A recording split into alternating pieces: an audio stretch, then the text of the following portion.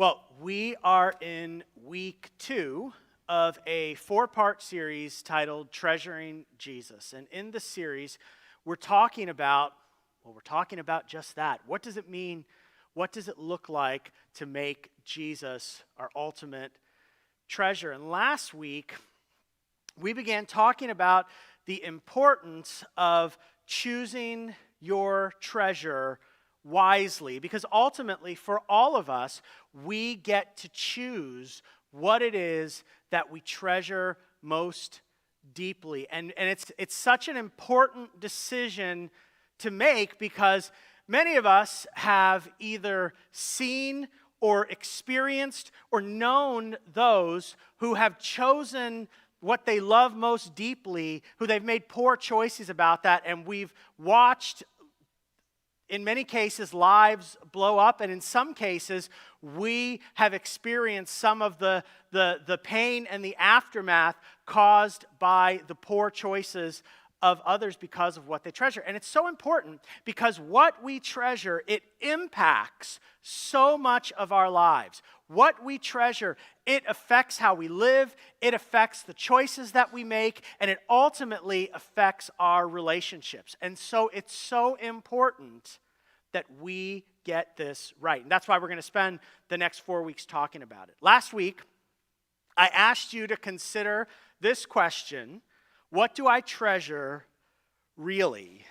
And I know that everybody went home and sat quietly in a room and thought about it deeply for long stretches of time. And I know all of you brought your journal responses back. We'll read them together. No, I'm just kidding. But we're talking about that question. And this week, what I want to do is take some time and explore the idea or answer the question: how would Jesus encourage us to answer this question? As we process, it's like, what do I treasure really? How would Jesus challenge us, encourage us, speak into this deeply important question? That's where we're going to go this morning, and we're going to do it by looking at 2 parables that Jesus taught. We're going to spend time this morning. We'll look at the first one, we'll look at the second one, and then we'll kind of bring it all together. Now, anytime you open the scriptures, and anytime you start reading the scriptures, it's important that you understand the literary genre of what you're reading. Because what type of literature you're reading, it affects how you read it. It affects how you understand it, right? I mean, you read a novel differently than you read a legal contract. You read that differently than you read lyrics to a love song. And you read that differently than you read instructions about how to put furniture together, right?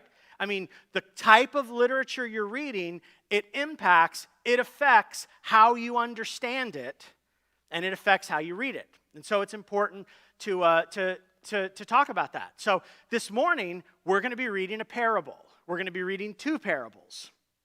Now, a parable, we've talked about this before, but a parable is simply this. There's 2 things you need to know about a parable. One, it's a fictional story. A parable is just a made-up story. It never happened. And we're going to see Jesus tell 2 of them.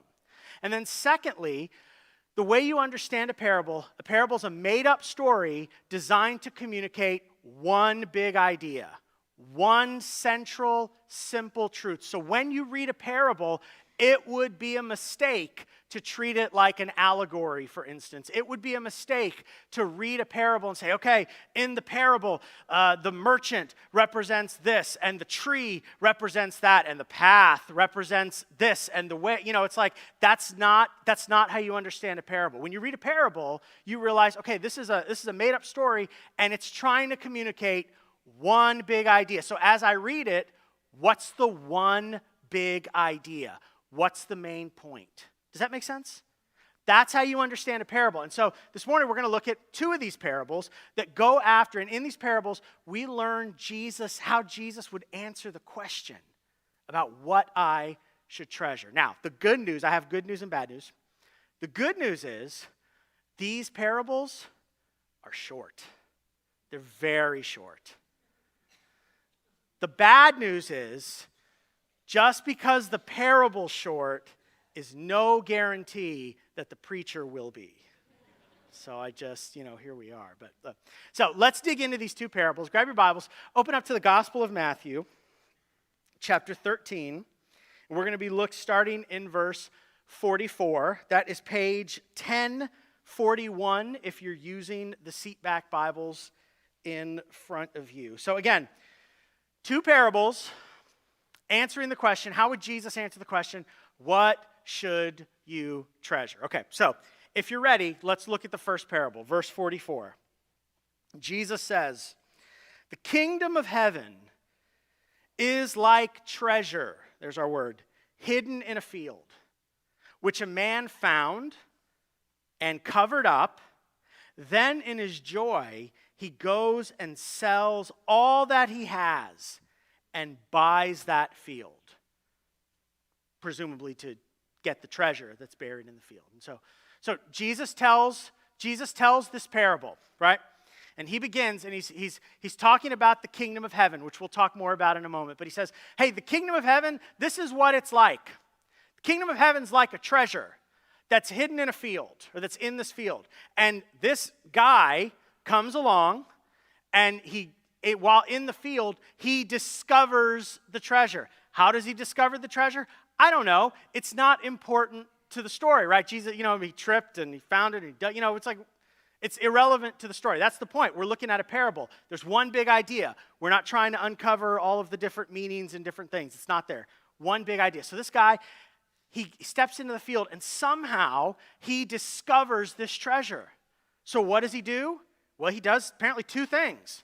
One, he hides the treasure, right? He covers it back up. He digs a hole, puts it in it, tries to make it look like it's no one there so no one else finds it. And then he takes off and he sells everything that he has. He tries to gather as much of resources as he can so that he can go and buy this field. I wonder what the negotiation was like.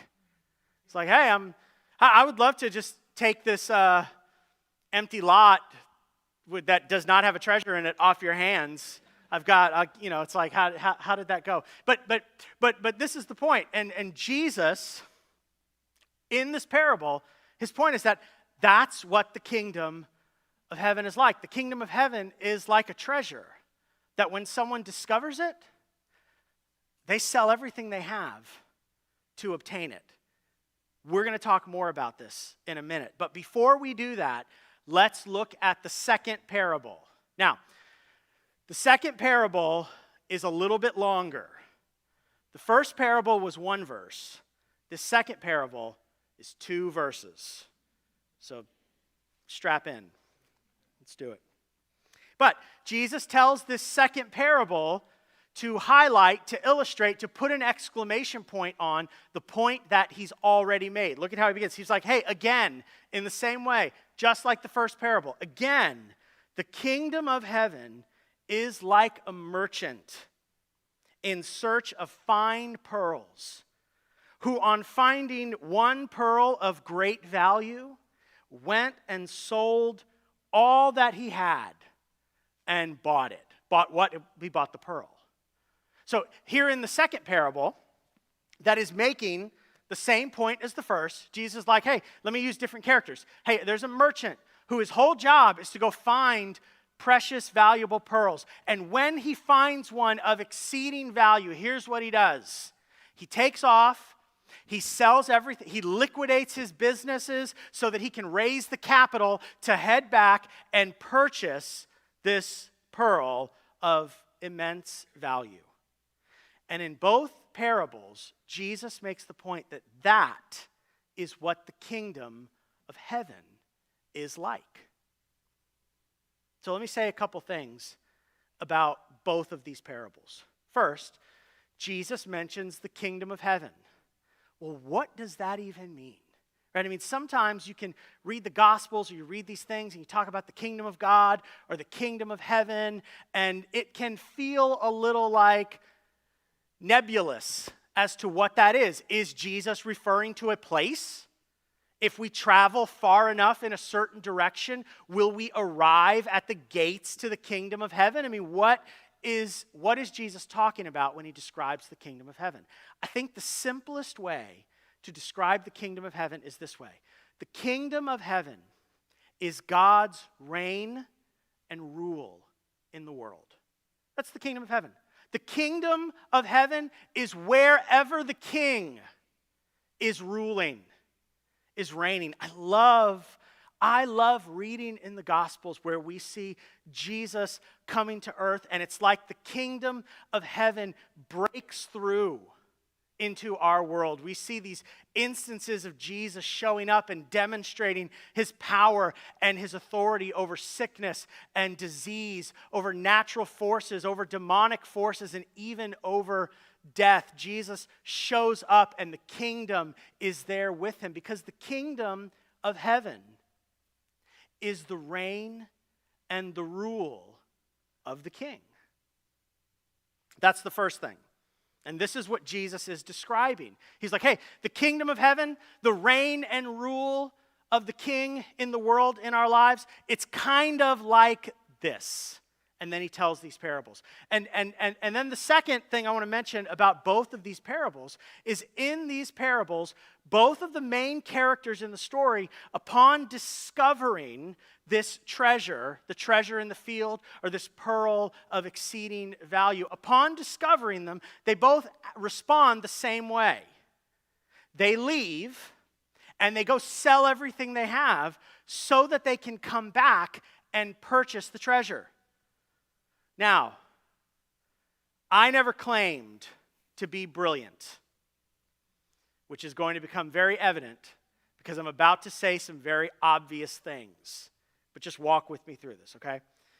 So this guy, in the parable, these guys, they sell everything they have. They liquidate the business. They cash in their 401k. They sell the house. They pay off the mortgage, take the rest. They gather it all up so that they can go and purchase this treasure. Obvious statement number one. This wouldn't make any sense if the treasure was less valuable than all of the resources they had to collect, right? In the end, he would come out a loser, right? He would lose money on the deal, right? Obvious statement number one. Obvious statement number two.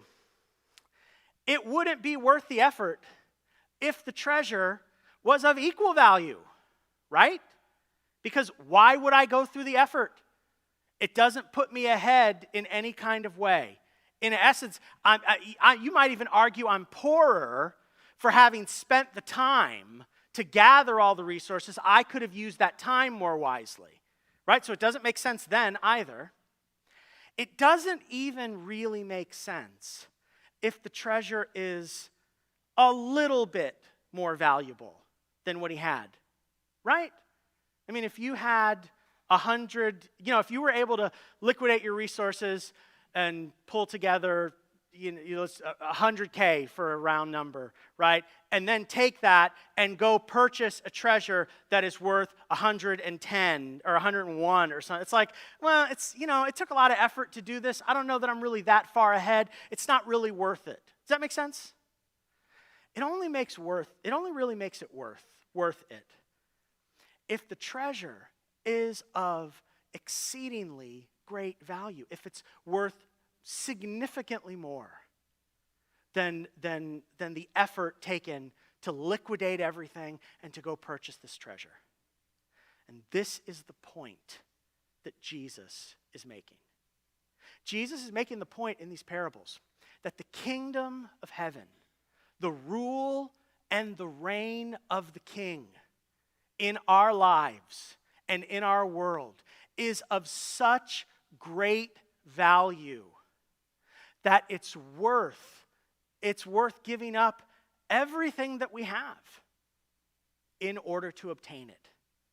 This is the point of the parables. The kingdom of heaven, the rule and reign of the king, of King Jesus, is of such incredible value that it's worth letting go of. It's worth losing everything that we have in order to obtain it. Jesus is the treasure. And Jesus is worth the trade. And that's the point. So what do we do with that this morning?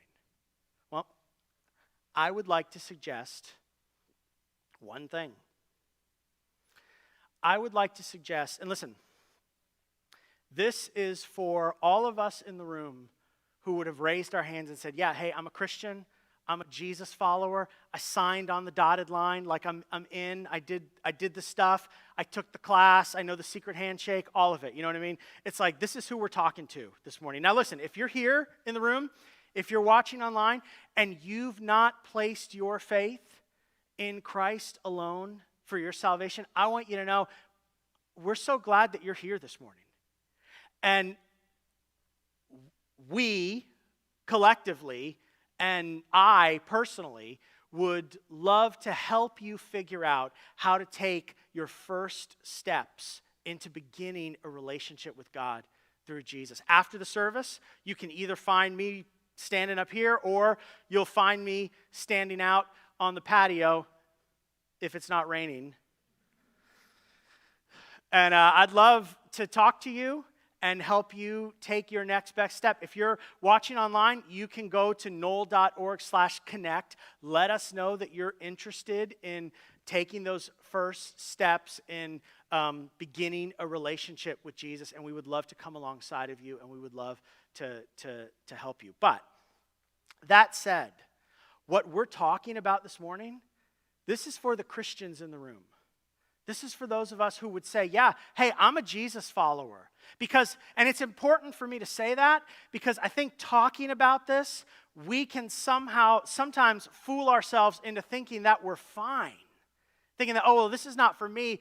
I already follow Jesus. So I've already made the move. I've already jumped the line, or whatever it is. I don't think jump the line is an expression that relates to this at all. So maybe we'll start it.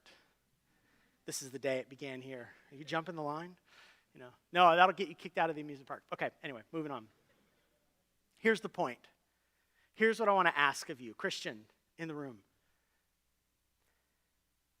Do you treasure Jesus? Is Jesus your treasure? Really?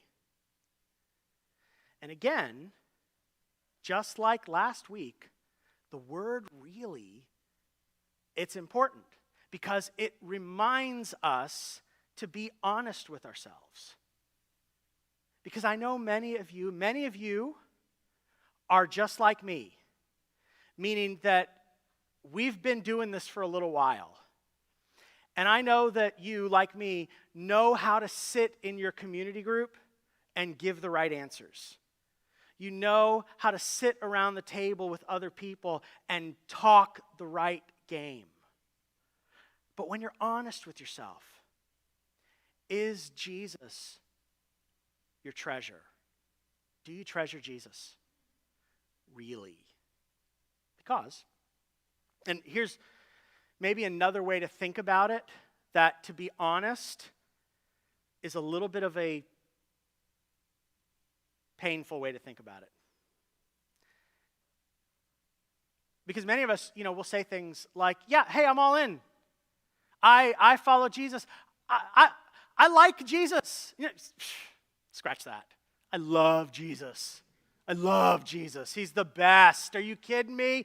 Jesus is amazing. The teachings and the great stuff and all of that, but not to mention that, he saved me. He came to earth. He showed me what God was like, and then he died on the cross for my sins so that I could be forgiven, and I trusted him, and I did that. I had that moment, and he adopted me and rescued me, and now I'm going to heaven, and I definitely want to go there. I mean, it's great. I love Jesus. But is Jesus what you really treasure? And here's the painful way to think about that, okay? And this stings a little bit, okay? But I'm with you.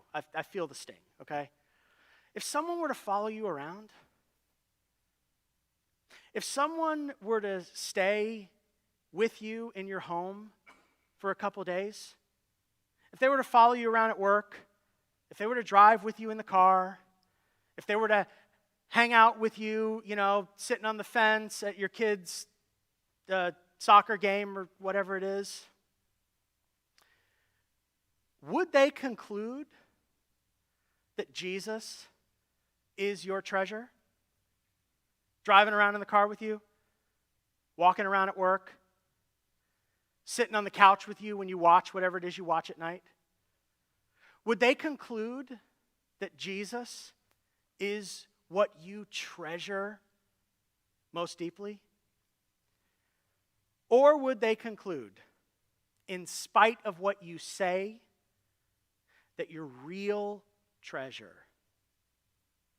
is something else?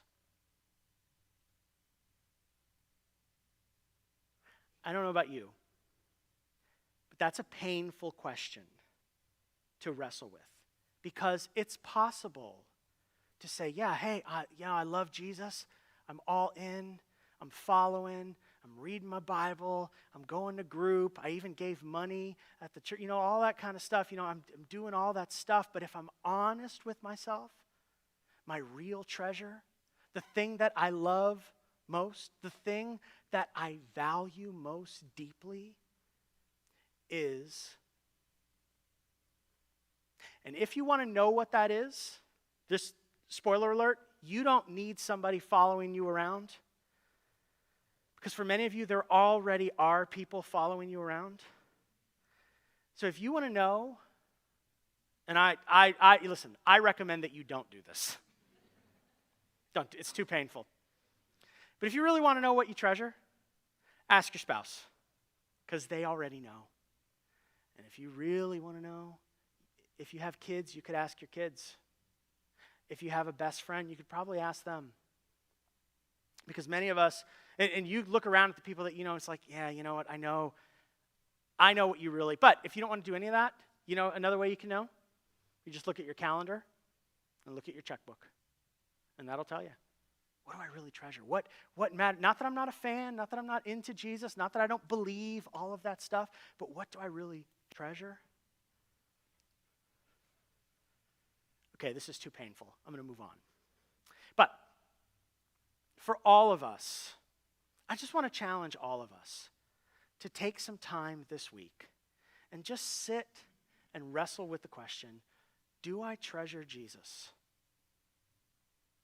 Really? Because the truth is, Jesus is worth treasuring. And if Jesus were here, he would plead with you. He would plead with you to stop treasuring, to stop prizing most highly, to stop valuing as most important all of these lesser things. Because Jesus is the real treasure of heaven, and he is worth the trade. So what do you treasure? Now, if hearing that prompts a question, which I hope it does, maybe you hear that and you think, okay, great. Treasure Jesus, okay, sounds good. Chris, how do I do that? What does that look like? Practically speaking, what do I go out of here and begin to do and think and whatever differently to make Jesus my treasure? And if you're thinking that, if you're wondering that, I'm so glad, because that's the right question to be asking. And the answer to that question is one that we will talk about next week. But for now, do you treasure Jesus really? Because Jesus, he is the treasure of heaven. And he is absolutely worth the trade.